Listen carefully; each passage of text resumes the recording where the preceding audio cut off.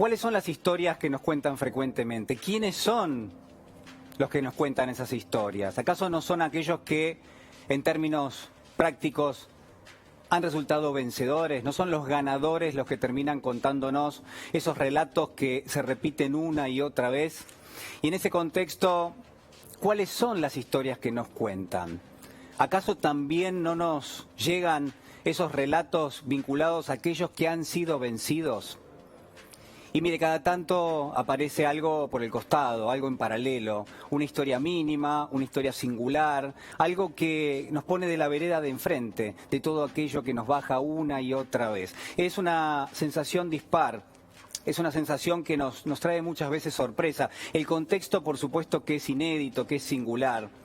Pero déjeme preguntarle en esta noche, en ese marasmo de historias que se repiten una y otra vez, ¿cuáles son las que nos llegan a nosotros? Si acaso no hay una evidencia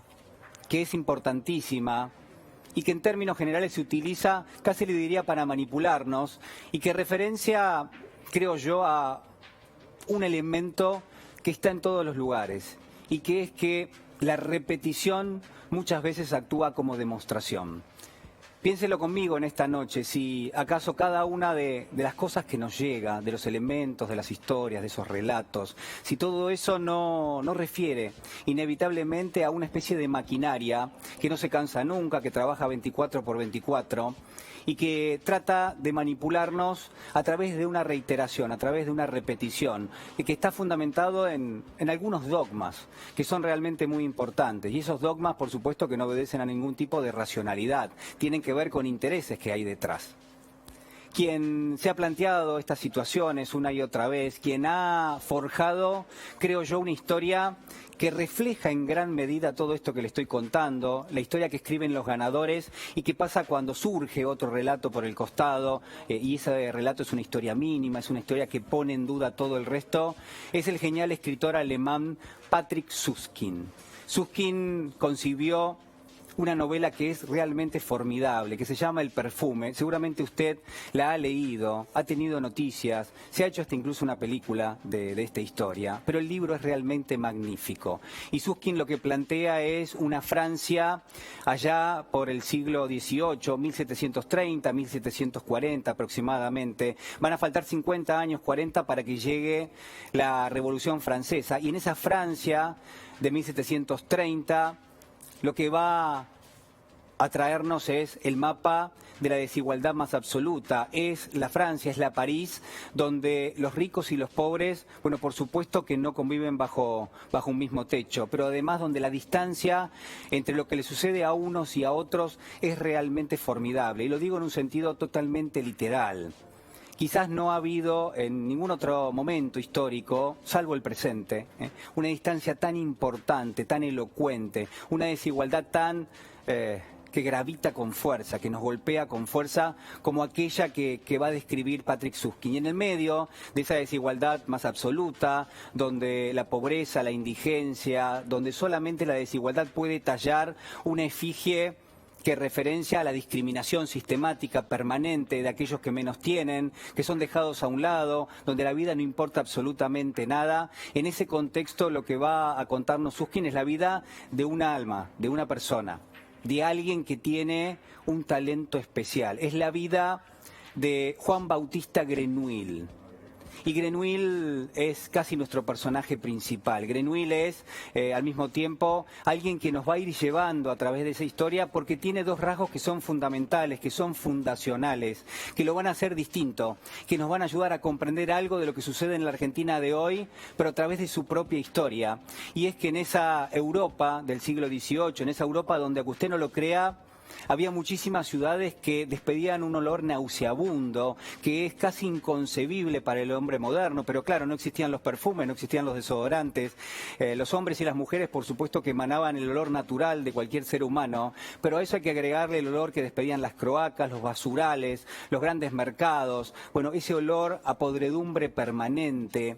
lo fétido, lo hediondo, todo eso era sinónimo del olor de las ciudades, donde convivían miles, millones de seres humanos. Y en ese contexto entonces surge nuestro personaje, surge Juan Bautista Grenouille. Y Grenouille, yo le decía que tiene dos rasgos fundamentales. El primero es que de su cuerpo no emana ningún tipo de olor.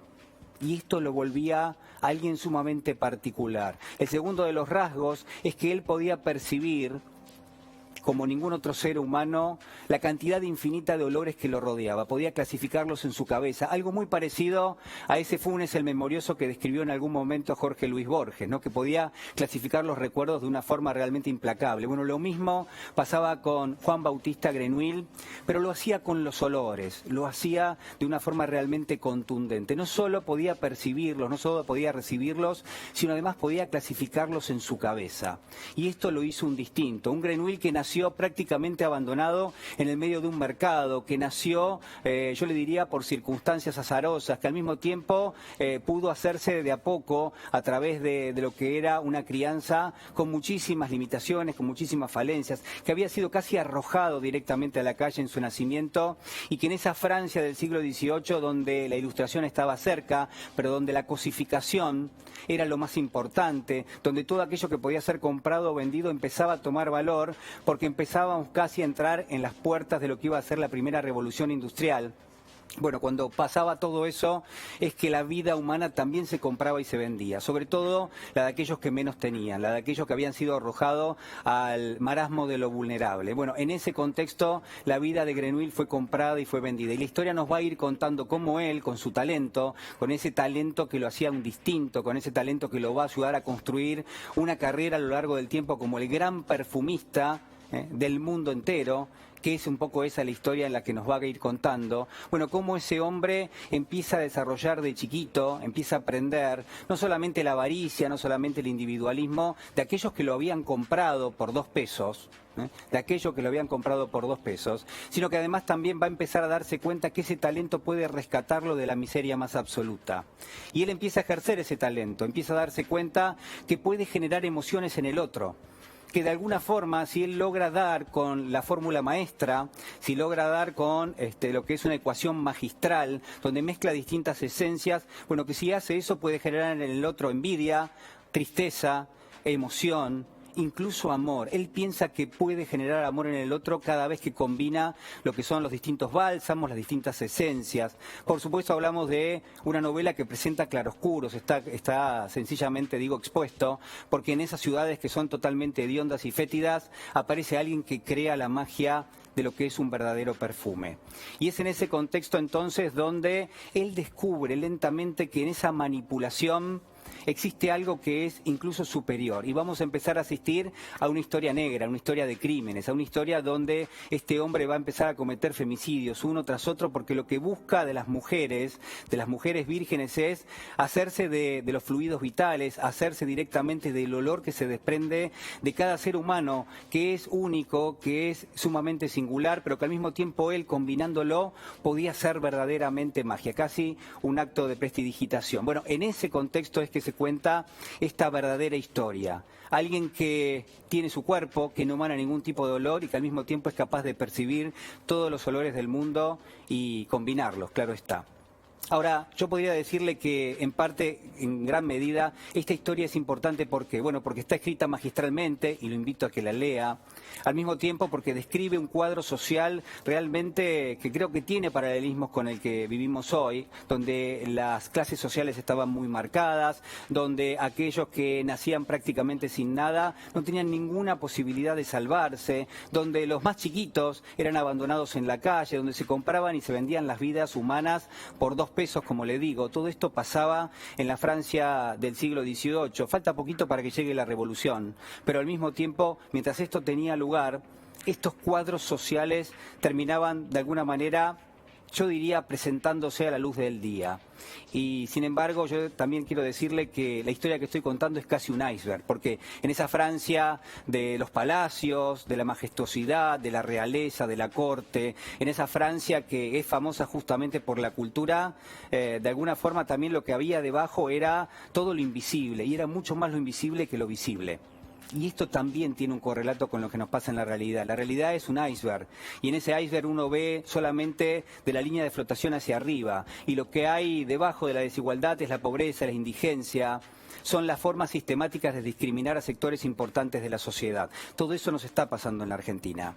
Ahora, si yo tuviese que hacerle una mención, un elemento, algo que a mí me ha golpeado una y otra vez cada vez que he leído la novela, que le digo nuevamente que está magistralmente bien escrita, aquello que me ha golpeado es ni más ni menos que en el marco de esa locura que envuelve a Juan Bautista Grenouille, en el marco de esa verdadera locura, esa locura está constituida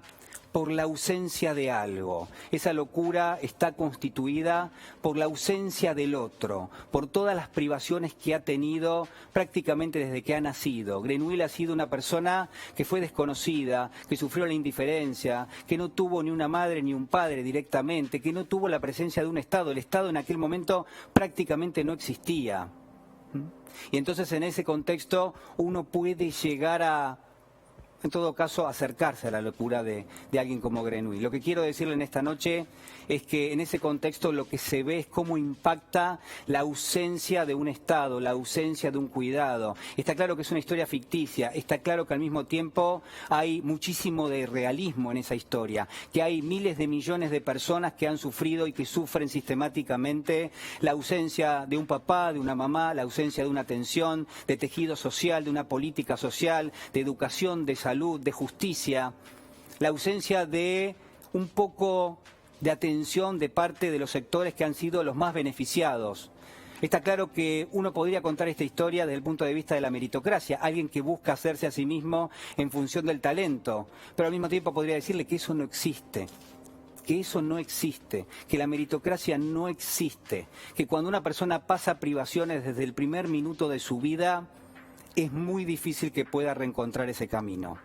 Y esto usted lo sabe perfectamente bien. La locura de Grenouille tiene que ver con eso. Está hecha de esas ausencias, de esas políticas que estuvieron ausentes, de esa atención que estuvo ausente y esa búsqueda que nos va a llevar a lo largo de la historia, porque finalmente lo que va a ir buscando Grenouille a medida que se va volviendo cada vez más exitoso es ni más ni menos que la fórmula, que es un aroma, que es un olor que recuerda de chiquito, que para él es el sinónimo directamente del amor, que para él es el sinónimo del amor. Él cree haber recordado en algún momento que en una parte de su vida, cuando nació, sintió algo, llegó algo a su nariz que era parecido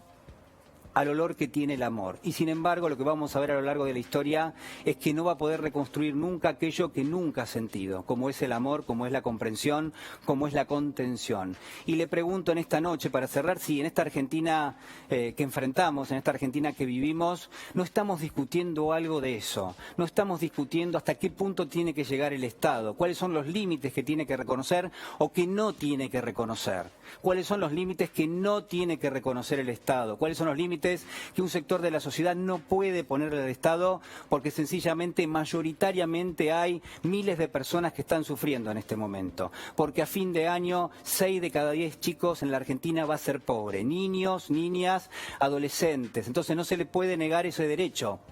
como no se le podía negar ese derecho a Grenouille, y sin embargo de alguna manera se lo limitó, se le puso un límite.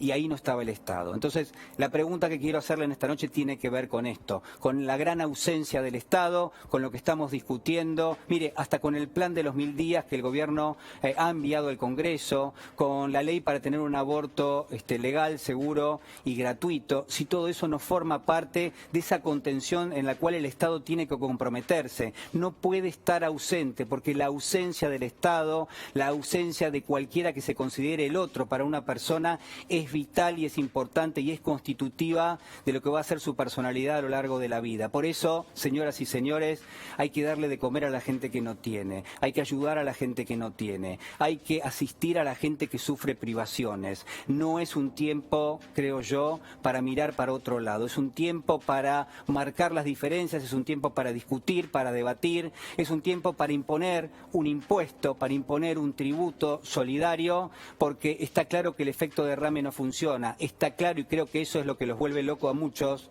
está claro que no ha funcionado nunca. Está claro que la indiferencia es casi un activo permanente que ejercitan una y otra vez en determinados sectores. Y lo ridículo del caso, lo paradójico del caso, es que quienes más tienen, quienes mejores han sido recibidos en esa vida, para quienes no han mirado para el costado, quienes han tenido todo, quienes de alguna manera incluso han tenido hasta herencia, quienes hoy recrean permanentemente de alguna forma esa desigualdad, todos ellos se dan el lujo de mirar a aquellos que menos tienen y encima acusarlos, encima decirles que están cobrando un plan, encima decirles que dependen del Estado, cuando esos que están cobrando no tienen absolutamente nada y cuando ellos tienen absolutamente todo. En esta Argentina donde hay mayores niveles de desigualdad, donde todavía sigue permeando en gran medida la injusticia social, mire, déjeme decirle que deseo que esta Argentina encuentre un camino y sobre todas las cosas no podemos abonar lo que es la ausencia del otro, la ausencia del Estado.